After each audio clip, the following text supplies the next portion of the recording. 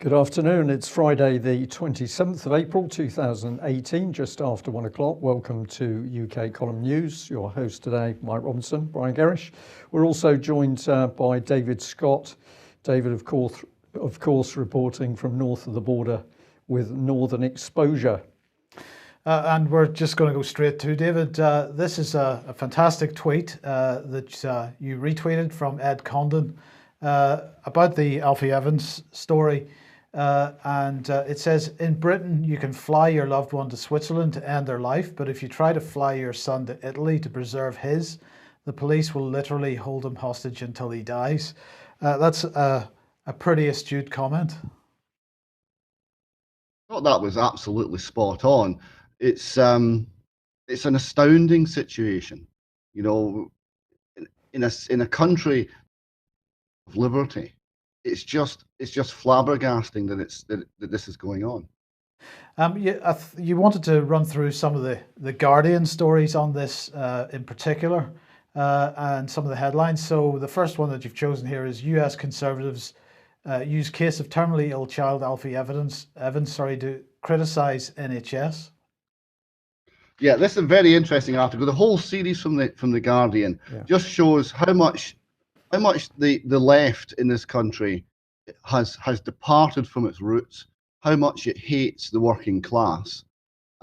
It's just all over these articles. But this one on the attack on the NHS from the States was particularly fascinating. They quote Ted Cruz, who said, "It's a grim reminder that systems of socialized medicine like the NHS vest the state with power over human lives," right? Which is true. That's a fact. That is what we're dealing with here. The Guardian doesn't deal with the issues.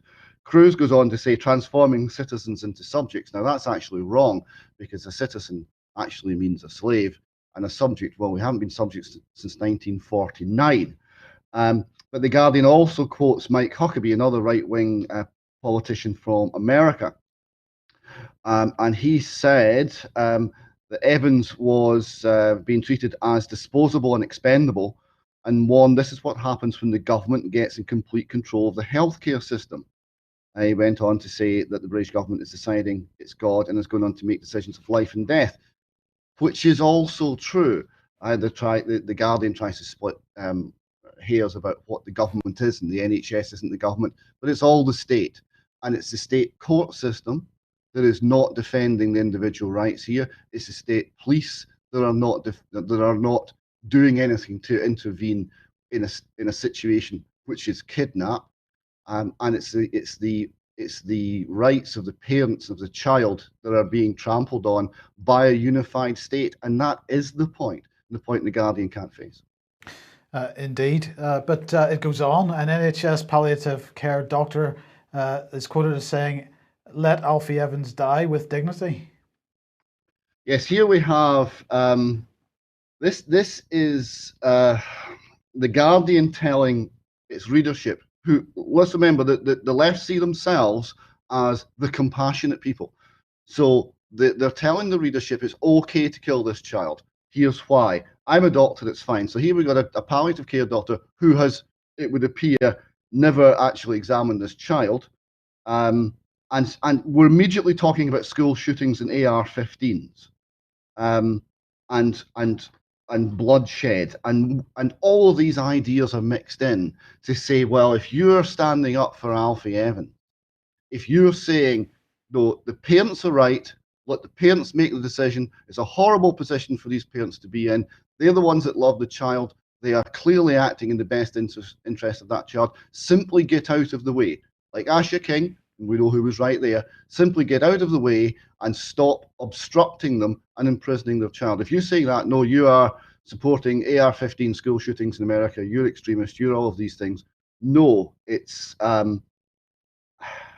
dreadful. And she finishes, "May Alfie Evans rest in peace." I don't know quite what to say about that. He hasn't passed yet.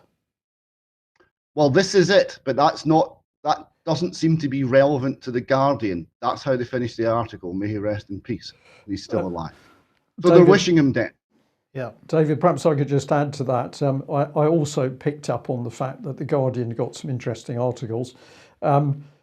The Guardian has never done any proper research, investigation into people talking about horrific cases that have gone on inside the NHS, particularly around elderly people.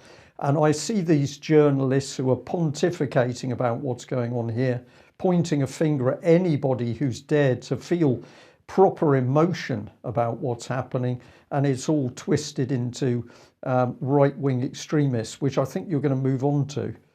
But this one, again from The Guardian, the headline is Alfie Evans' father offers olive branch to hospital staff. And this seems to be a statement that he has made saying that the staff have been doing a good job, that he wants to work with them and so on.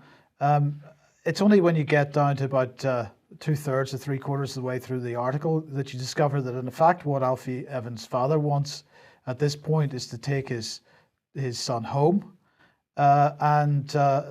This, in fact, is being prevented because the doctors are saying, well, there's a pretty bad relationship between the family and the doctors at the moment, and some of the support that the family have had has been pretty aggressive, so we aren't going to let this child go home. So you used the word kidnap there a second ago, David. I don't think that's too strong a word.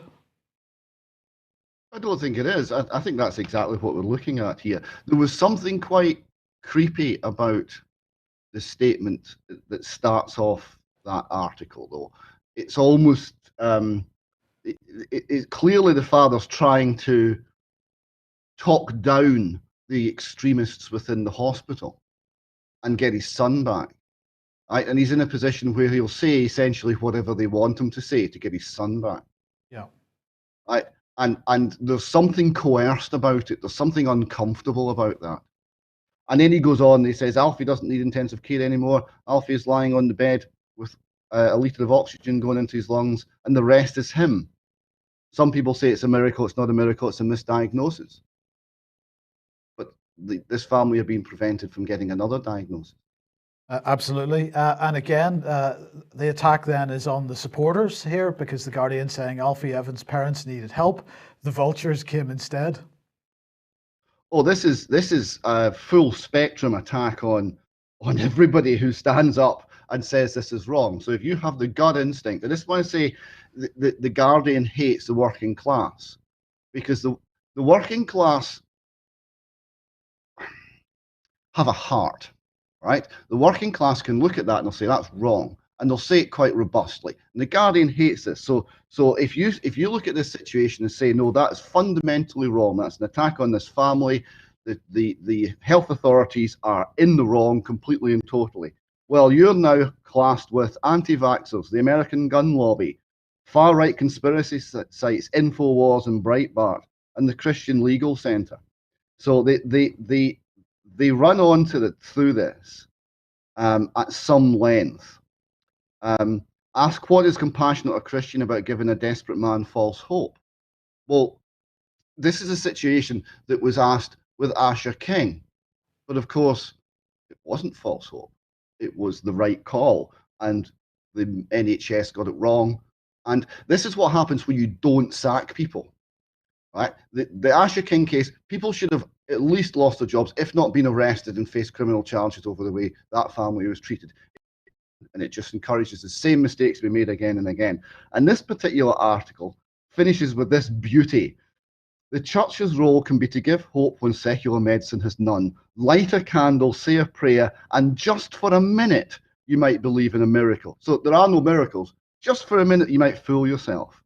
And then the same author who wrote that goes on, yet it's not only in this role at the end of life when dying and grieving, looking for so much comfort as for hope, and accepting the inevitable with grace. Psalm 23:4 puts it, yea, so though I walk through the shadow of the valley of death, I will fear no evil, for thou art with me. So it has the effrontery after that to actually quote the Psalms. Hypocrisy. The name is The Guardian. Yes. And can I just add to that? I've forgotten the name of the lady journalist who wrote that article, but if you go onto her Twitter page where she's got that article pinned at the head of her tweets, and you have a look at the comments, one person has said, oh, how I love my Guardian What a wonderful newspaper, what a compassionate article, what wonderful journalism. And then the journalist herself sort of says rather smugly, well, yes, we try and do our best. Sickening stuff. My personal advice is don't bother to buy The Guardian, but that's just my personal opinion.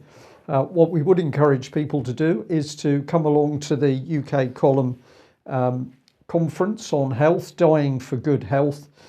Seems to be taking greater and greater relevance at the moment, Mike. So this is Saturday, May the 12th. It's in the Albert Hall, Nottingham, and tickets are £20. You can get tickets by going to the UK Column website and looking at the events page. So if you haven't already got a ticket, please consider doing so, and also help us by passing on the information about this conference to your friends. Thank you. Right now, North Korea obviously in the news today, and Kim Jong-un did walk across the North Korean border, or the Korean border, into the south, and shook hands with Mr. Moon. And so it was fantastic. They have agreed apparently to push ahead with their plans to turn the armistice that was signed in 1953 into a proper peace treaty.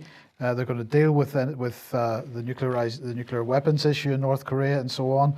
They're going to end hostile activities between the two countries. They're going to change the demilitarized zone into a peace zone, apparently. They're going to cease the propaganda broadcasts that are going on in that area. There's going to be an arms reduction treaty. There's going to be a push for talks between them and the US and China. And they're going to try to organize reunions of families left separated by the divide.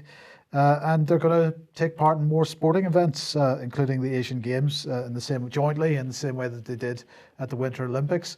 But one of the things, just to put a slightly lighthearted spin on this for a second, that amused me slightly, David, was that they seem to have caught the Macron-Trump disease because Kim Jong-un walked across the border and then grabbed the hand of Mr. Moon, and they skipped across the border to the north and shook hands once again for the cameras, as we can see here. So I don't know what quite is going on there, David, but Macron seems to have started a trend in international relations here.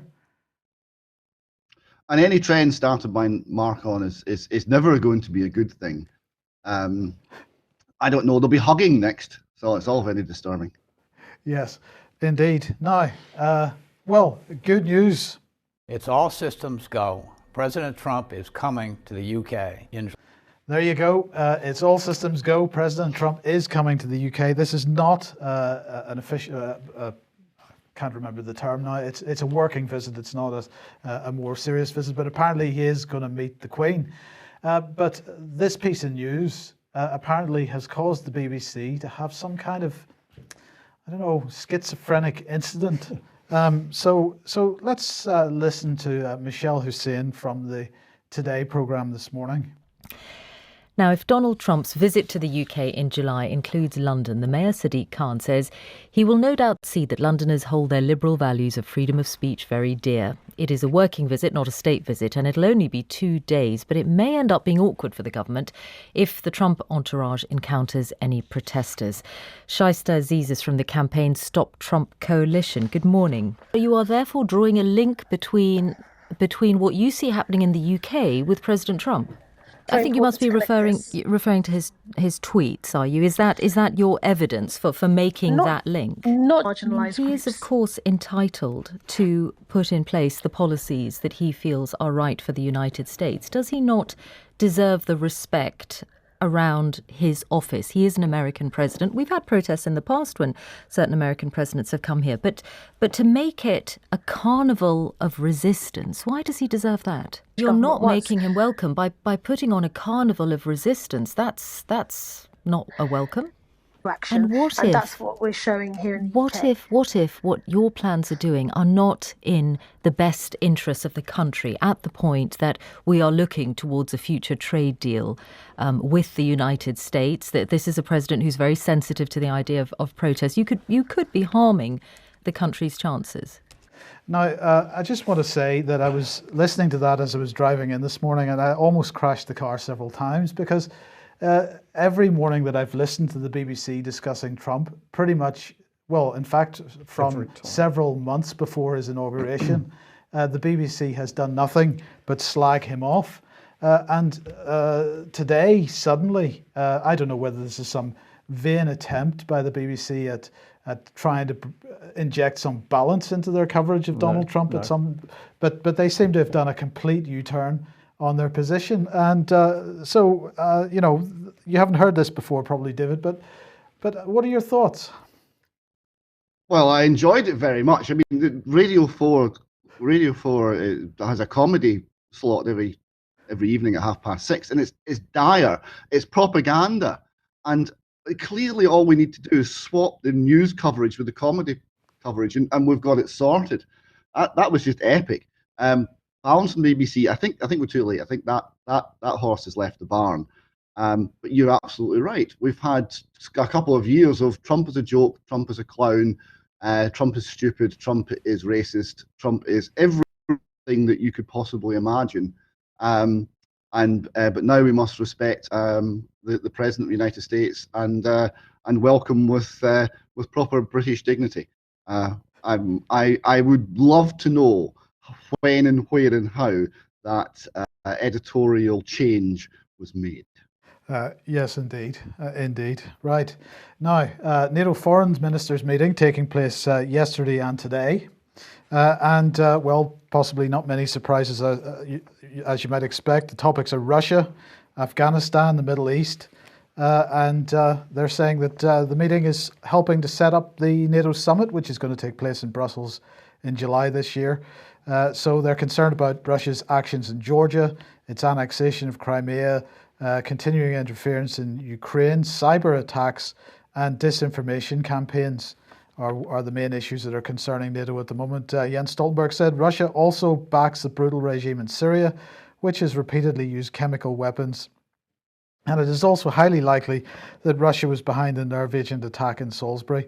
I find it increasingly incredible that these people are able to, maybe they're not, maybe they've been replaced by robots or something, that they just come off with the same stuff without actually choking on their words. But anyway, they're in the process of undertaking what they describe as the biggest reinforcement of collective defence since the end of the Cold War, he said. Alliance units are routinely operating in the Baltic republics, Poland, Romania and Hungary. And Russia shouldn't feel worried about that in any way. The alliance has also enhanced cyber defences and stepped up its efforts to counter Russia's hybrid activities. And he said that the alliance member states are investing more on defence, and he's particularly keen to press ahead with the new relationship between NATO and the European Union. Together we will discuss how NATO and the EU could cooperate more closely to build stability. We've seen too often how turmoil in this region can inspire terrorist attacks on our own soil and drive desperate refugees and migrants to our shores. So EU and NATO integration seems to be on the cards. Well, he also had, as you can see on screen there, a bilateral with the Secretary of State from the United States. And they're all very happy. I think he's got a smile on his face, but he's missing Federica at the moment, I think. But anyway, he'll be meeting her later, no doubt. Now, RT gave some coverage to the OPCW meeting that Russia held yesterday, and Russia had brought some witnesses, apparently, from Douma to discuss the alleged chemical weapons attack, and the evidence that was given by these people was pretty clear that there was no chemical weapons attack. It was a staged event. I was fascinated by quite a lot of the mainstream coverage on this because they were making the point that these people had given their evidence at the OPCW, and then they'd given their evidence again at a press conference later, and they were giving the same evidence, Brian. Which, of course, if you're telling the truth, you would be giving the same evidence, but the implication in the media was that they had been rehearsing, they'd learned a script, and they were giving the script.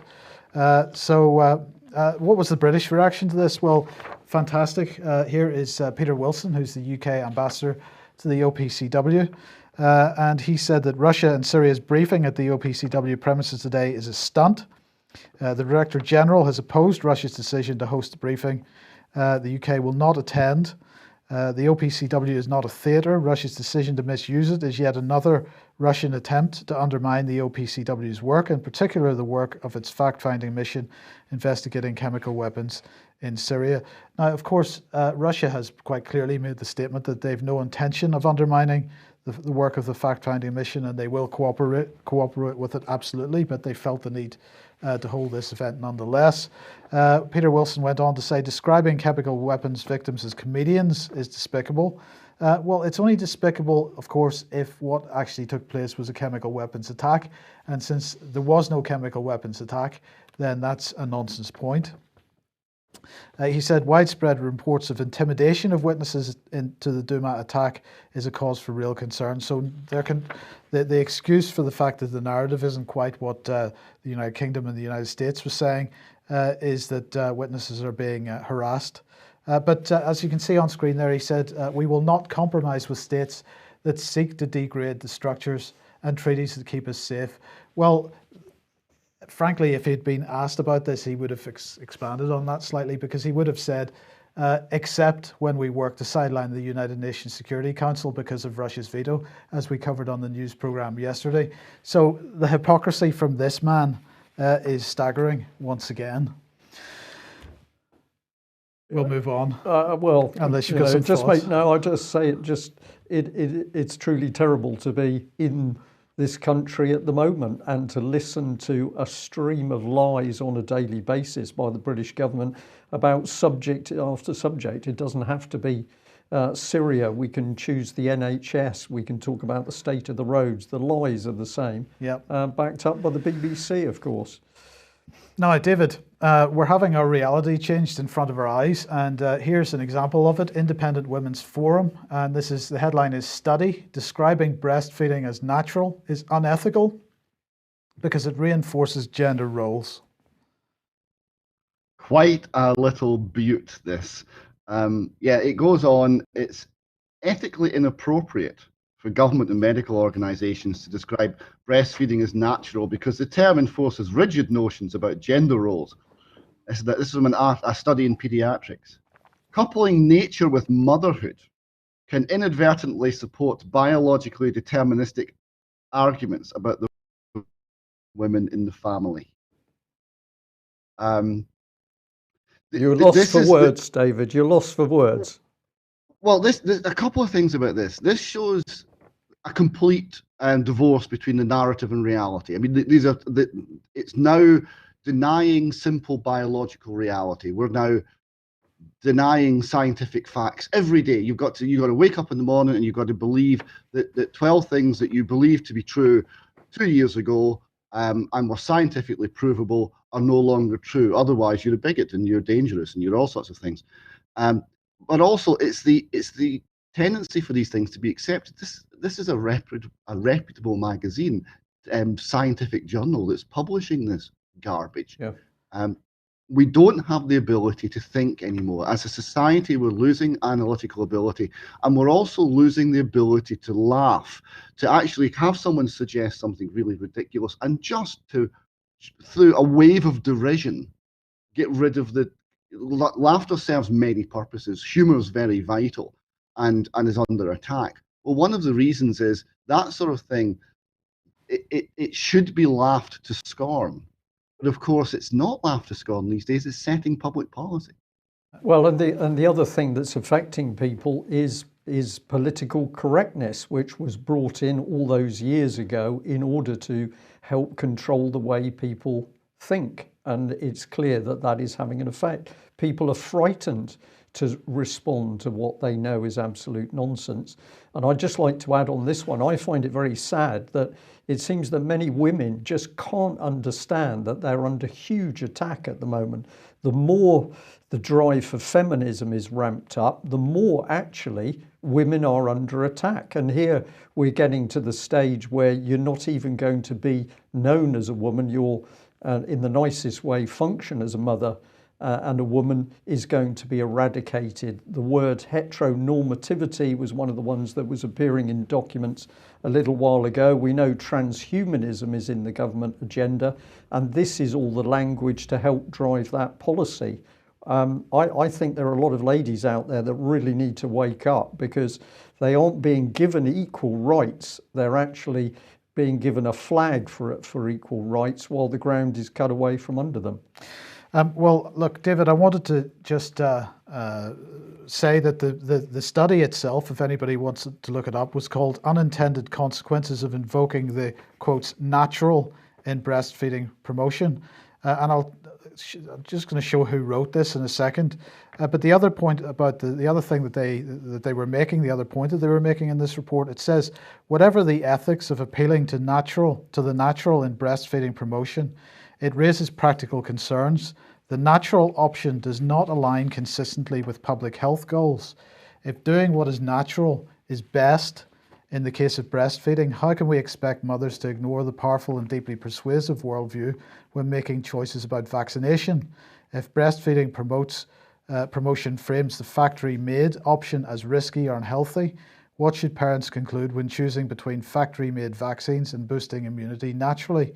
We should think twice before referencing the natural in breastfeeding promotion, even if it motivates women to breastfeed. So this report is the gift that keeps on giving, because not only is it attacking the idea of womanhood, but it's also attacking any campaigners on the vaccination issue. Yes, and there's a clear and strong agenda here. The agenda is pro-artificial, it's pro-government policy, it's against individuals making up their own minds, and it doesn't want to argue out the facts of any particular issue based on the strength of the evidence. It wants to control the language to control beliefs. So let's look at who's written this, and both of them actually have connections to Pennsylvania University. The first one here is Jessica Martucci.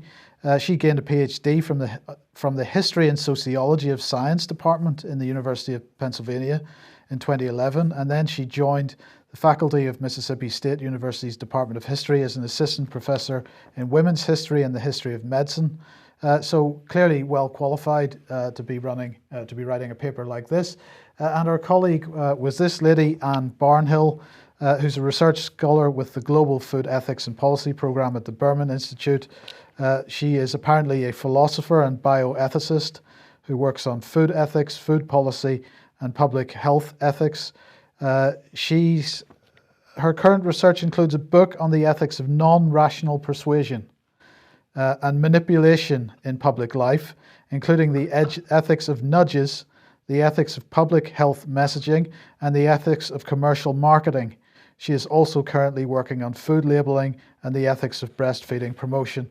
So that is who is actually driving this. We're straight into the behavioural change arena, and I think that's all we need to say about that particular paper. Well, although I'm not the seventh son of a seventh son, I do have the gift of second sight, Mike, and I can tell you, I can predict the future here, that when that book comes out, it's going to be entirely in favour of the ethics of nudging the population, and the answer will be, it's fine. Yes. Now, David, Count Dankula, could you just briefly give us a reminder who he is for anybody that isn't aware yet? Count Dankula is a most unlikely hero, but hero he is. Now, this is a gamer and YouTube video producer who made a video of his girlfriend's pug dog called Buddha, and him teaching the pug dog to be a Nazi, right? And the joke here was it was to annoy his girlfriend because she thought the dog was absolutely beautiful and the loveliest thing she'd ever seen, and he was trying to make it into the nastiest thing he could think of, which was a Nazi, in order to wind up his girlfriend. The context of this was clearly explained in the video. So he made this video, and it's been viewed millions of times, and there have been no complaints, apparently, apart from Police Scotland. Police Scotland's internal thought control department decided this was a problem, and they prosecuted him, and the Crown Office took it all the way through, and he was tried and convicted under the Offensive Communications Act. And there have been many scenes of great interest in Airdrie Sheriff Court as this has played out over 2 years, because nothing happens quickly in the Scottish justice system. So he was convicted, and sorry, on you go. Yeah, so he was convicted, and now he's launched an appeal. And in order to fund that appeal, 2 days ago or 3 days ago, he started a crowdfunder on GoFundMe, and the response has been absolutely spectacular. The response. Let me just say a wee bit more about this, right? So he was convicted. He was fined £800. He organised with his lawyer before the sentence was passed. There was a statement to be made to the court that he wasn't a criminal. He hadn't done anything wrong, and therefore whatever judgment was handed down, he would be rejecting.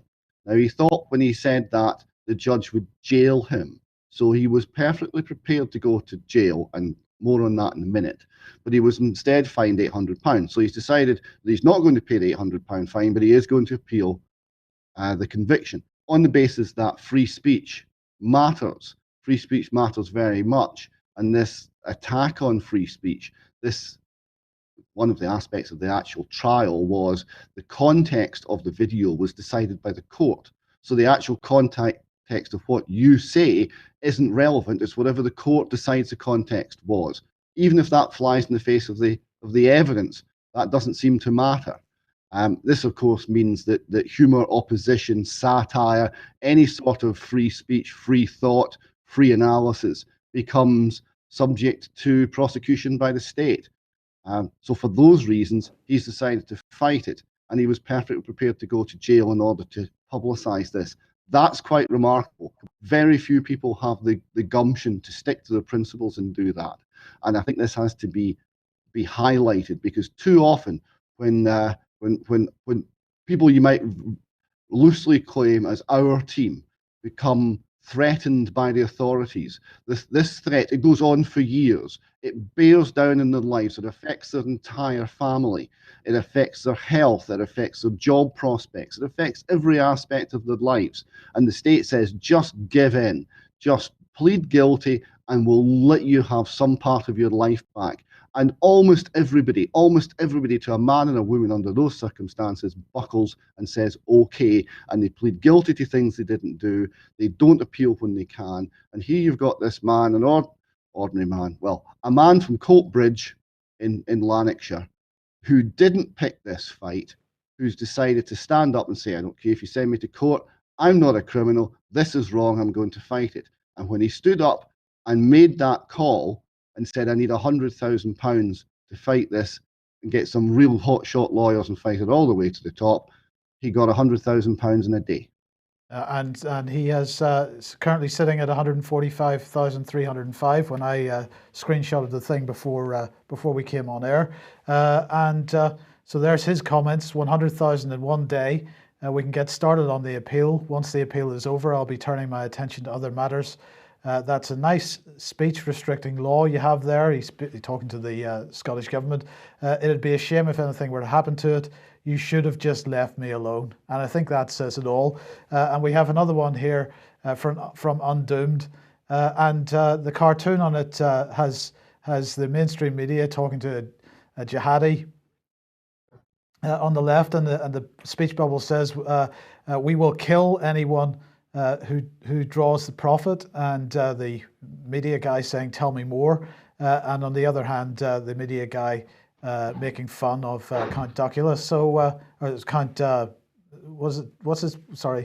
Dankula, yes, apologies, slight slip there. But, clearly he's got a huge amount of support in the public, and many people objecting to what happened to him. A huge amount of support. There was enormous scenes outside Airdrie Sheriff Court. There was a very large crowd of people came from all over Britain and from further afield to see this. There were some people from the Jewish community in London came up to support him. Remember, he's accused of being an anti-Semite, something that's obviously false. It was interesting. One of the things, many interesting things with the official media, when the official media were interviewing the crowd and why are you there, when they got to the Jewish people, they just didn't want to know, because that didn't suit the narrative. right? The narrative is this man's an anti-Semite and it's Hitler and it's nasty, and he needs to be put away or punished. And when you see a community of a very broadly based community supporting that, this didn't suit the agenda, and the media didn't want to know about that. Yeah. Okay, look, David, let's move on to the Fresh Start Foundation, another event this weekend. Yes, we're meeting in Glasgow. Andrea Sandig is our speaker. She is an extremely brave woman, and she's talking about some very difficult matters that go into areas of trauma-based mind control and state involvement with that, MK Ultra type programs. She's extremely knowledgeable on this, and she'll be the keynote speaker. We'll also have other speeches looking at some experiences of people in the Glasgow area, and also in some of the harassment and opposition that Fresh Start is getting. When my colleague was meeting Andrea at the airport, she came into the country, and she commented that she's in awe of us. So my colleague looked at her blankly and said, "Well, why?" And she said, "Well, you're the only people anywhere in the world that's doing this." So it really took us back there to realise what it is we are trying to do. It's a people's grassroots organisation standing up with, by and for people who have been harmed by this abuse, by the cover-up of the abuse, and by the state system that perpetrates it and perpetuates it. Yeah. It's very important work, and I hope people who are in the Glasgow area will come along, hear what's being said. It's Saturday, 11 o'clock till 3. It's at the Scottish Youth Hostel Association building up on Park Terrace. Okay. Now, John Swinney, charity lobbying in Scotland, particularly children's charities. Yes, what happened was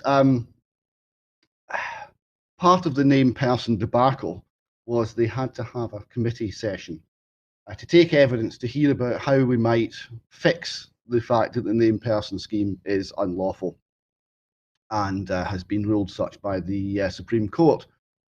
So they were taking evidence, but of course you can't just let these things go to chance. So before the evidence was given to the committee of the Parliament in public, John Swinney had his special advisors sit down with the charities given evidence and have a chat. Now, we don't know quite what was involved in that chat because, of course, these things are unminuted, and the special advisors are not bound by any of the civil service rules in any case. So there's no sort of rules on not following partisan positions. And most of these organisations subsequently went before the committee and supported the government position pretty accurately. So the suggestion is that they were got at. So we're trying to get some explanation as to what exactly went on. But, you know, Mr. Swinney's not being too forthcoming. Can't imagine why. Now, let's just briefly talk about education. Now, the Mirror published this yesterday. Tories quietly drop guarantee that no school would see its funding cut. The reason why this caught my attention was because I understand that in Plymouth, for example, the funding situation with schools is at such a bad stage that schools are now asking parents for contributions. So some schools are asking perhaps for £10 a month per child from parents. Some are asking for £20 a month per child. We're seeing that teaching assistants are being laid off at an increasing rate at the moment.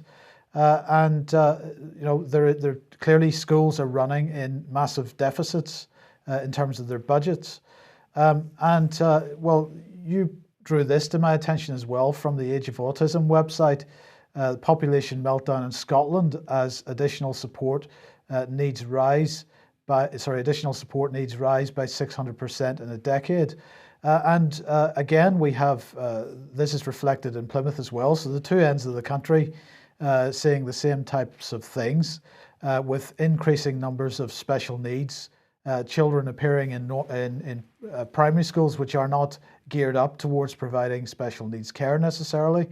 And I also know that in some primary schools, there are children going in there that are receiving, despite the fact that they're receiving grants for getting one-to-one care in these normal primary schools that don't really have the facilities for it, that in general the schools are happily receiving the budget, but they are, some of the people working with these children are working on the basis of 2, 3, 5 to 1 rather than 1 to 1.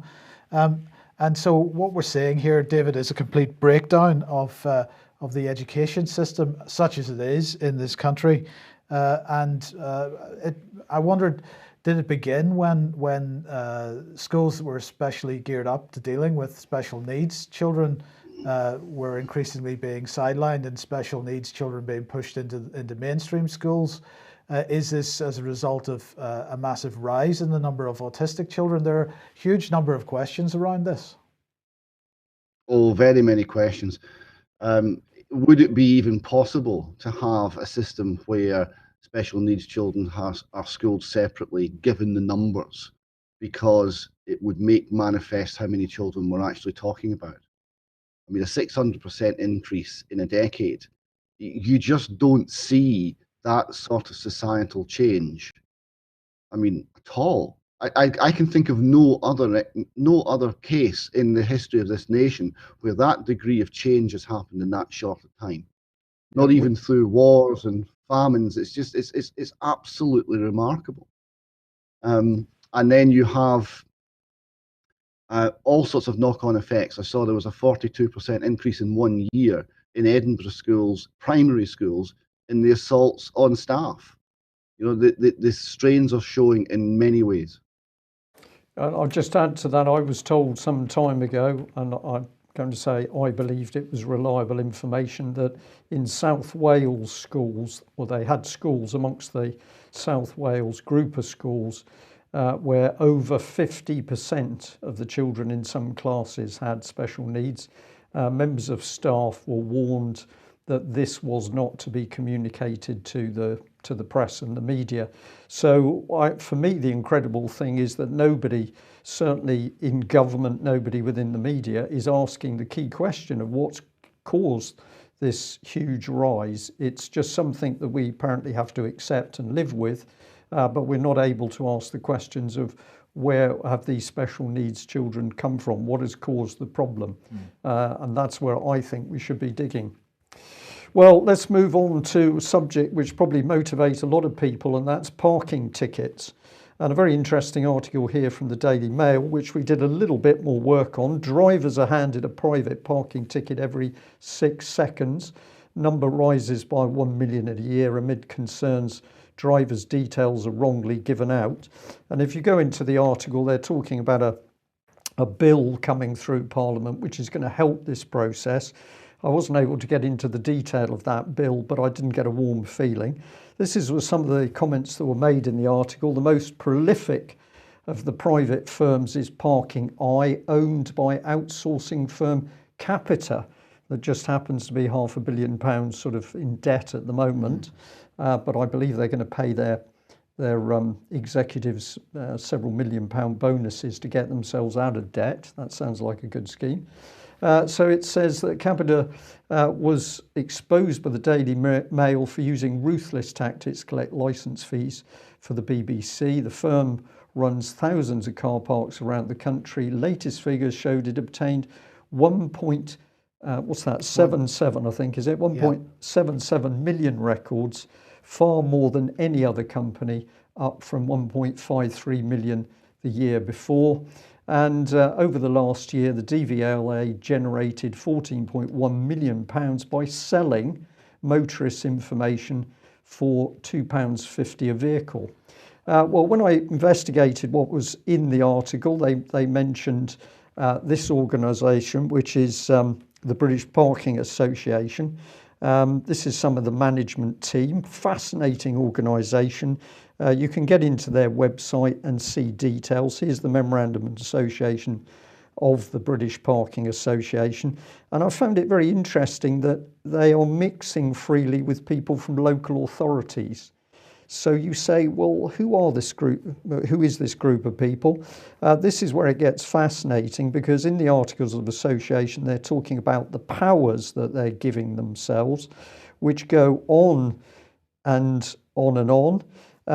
It ends 3.28, do all such other lawful things as may further the association's object, but they can take over business, they can take on property, they can take on loans. Just a remarkable spread of powers which they've given themselves. And what sort of organisation is this? Well, here's their website. It says parking, a picture of health, and down at the bottom, parking charges at hospitals mean it's fairer for everyone. You like the sound of that, Mike? Yeah, I was lovely. impressed by that. Obviously, many people find it very difficult to get to hospitals. They're trying to visit relatives every day, and they soon discover that to do that is going to cost them a minimum of £5 a day, but that makes it fair for everyone. Now, here's DVLA. This gentleman isn't in the job as CEO anymore. He's moved on to Pension Protection Fund. But I was interested in some of the things that he tweeted, I think is the correct expression. A reminder that DVLA are legally required to sell data on request. So this isn't as simple as saying it's the naughty DVLA, because they're now legally required to sell data on request, and Data Protection Act allows data processing under that legal obligation. We've got a big day today with our major suppliers, aiming to share our 3-year strategy and build partnerships. So here we see DVLA now collaborating and interfacing with profit-making organisations. Or we'll come in from this angle. He says, a great job opening up to some of the really good opportunities. And it says, we're recruiting a new head of creative services. So I don't know how DVLA duties fit with creative services, but I think I'm beginning to understand what those services might be. Yeah, just so that our American audience understands, this is a driver and vehicle licensing organisation. It's a national civil service organisation which handles driving licenses and car tax, road tax. So what we have is a government agency in bed with private companies. They're selling data to the private companies so that private companies can then raise revenue by issuing parking fines. Yeah. It's unconstitutional apart from anything else. That's what I think, but they're doing more. This is good news, because in this one it says, when designated well-joined up public services is smart, DVLA scheme led to 8.5 million plus signing up to NHS organ donations. So DVLA is into some really interesting stuff. Let's put that together for you. There's Parliament, because that's where the policy's coming from. Here's DVLA. So they're paid for by the taxpayer to serve the taxpayer as part of the civil service. But they take data from the taxpayer and sell it to private organisations for no benefit to the taxpayer whatsoever. And what do they do? Well, it goes on to Capita. Capita described as using ruthless techniques to enforce TV licenses. I'm sure they'll be using the same skills through their Parking Eye company. And then on the sideline, we've got the British Parking Association that sets itself up for the benefit of its commercial users and, quote, seeks to influence and collaborate with government, essentially to create pro-parking operator policies, including charging at hospitals, which benefits everyone. So they're working with the government. This is a scam, Mike. This is fraud driven by the government itself. And I'll just end by saying, is it possible that Chris Grayling, the Minister for Transport, doesn't understand that this scam is going on? I don't think so. David, 30 seconds. When you get a parking ticket, it's not a ticket, it's not a fine, it's a notice. A notice is something you cannot ignore. So you need to write back to the company immediately. You need to notice a notice, and you need to send them a notice of you noticing their notice. And then you should accept what they're saying. Yes, we've got a problem here. Clearly we have an issue. I am now administrator for this account, and I will settle this account. but I have a fiduciary interest and duty to settle this account, only having made sure that some things are in place. So please provide to me the signed two-party contract that says that we have a contract, and give them 28 days to do this. And if they don't, the matter is closed. Tell them the matter is closed. And if they subsequently reopen the matter, include your fee scale for dealing with that matter if it's reopened, and tell them that if they reopen the matter subsequently, you will mobilise your fee scale, and then start sending them invoices. And if we all do that, it stops. Okay, David, thank you very much for that. That ends today's news. We're going to thank everybody for joining us. Just a reminder that if you're not a subscriber to UK Column, please subscribe. We can only do what we can do with your help. And I'll end by saying I was delighted to be sent a copy of a letter that another individual had received from Melanie Shaw. Melanie is doing as well as she can be. She is still in prison. She still does not appear to know her release date. She has not had a shower for 10 days. This is Theresa May and the Conservative government of Britain's handling of child abuse survivors. Well done, Mrs. May. We'll end on that note. Bye-bye.